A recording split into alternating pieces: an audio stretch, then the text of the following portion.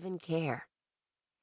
These are the questions I had in mind while inviting 16 other Black authors to write about teens examining, rebelling against, embracing, or simply existing within their own idea of Blackness.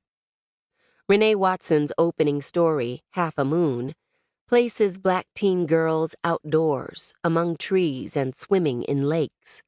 And yes, there is the common understanding that the hair situation is already handled.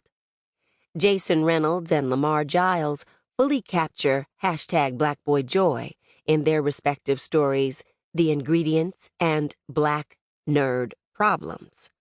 There are no pervasive threats to their goofing around and being carefree.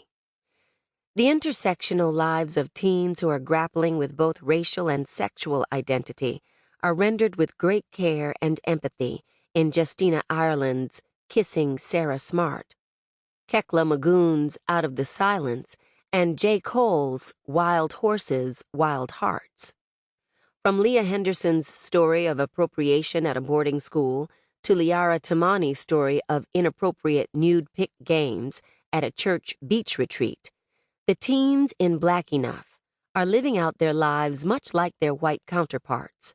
They are whole, complete, and nuanced.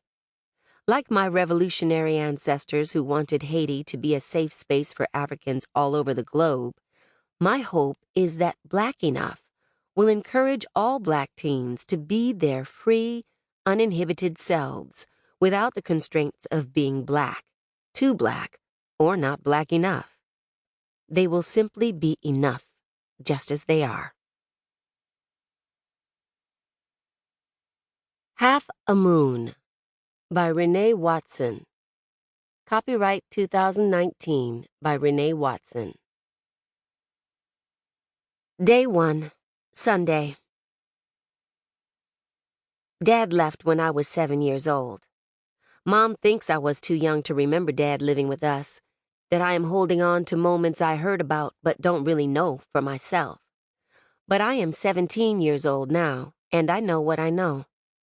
Mom is much further from 7, so maybe she doesn't understand that at 17 years old, a person can still remember being 7, because it wasn't that long ago.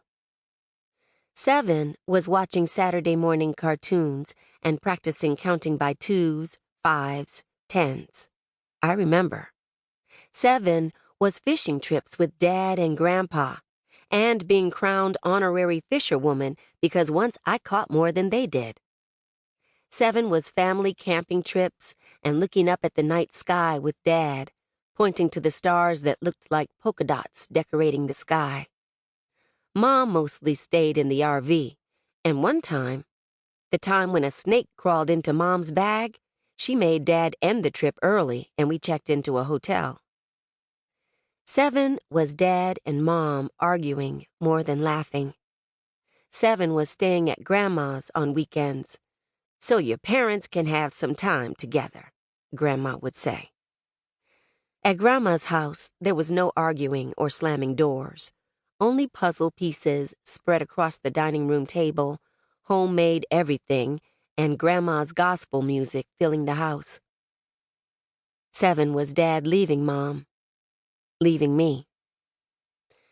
And now, 17 is spending my spring break working at Oak Creek Campgrounds as a teen counselor for 6th grade students because I have to work, have to help out at home. Because Mom can't take care of the bills alone.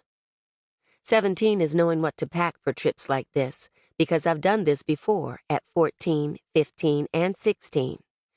Allergy pills, bug spray, raincoat. Keens for the walking trails, and my silk scarf so that I can tie my hair up at night.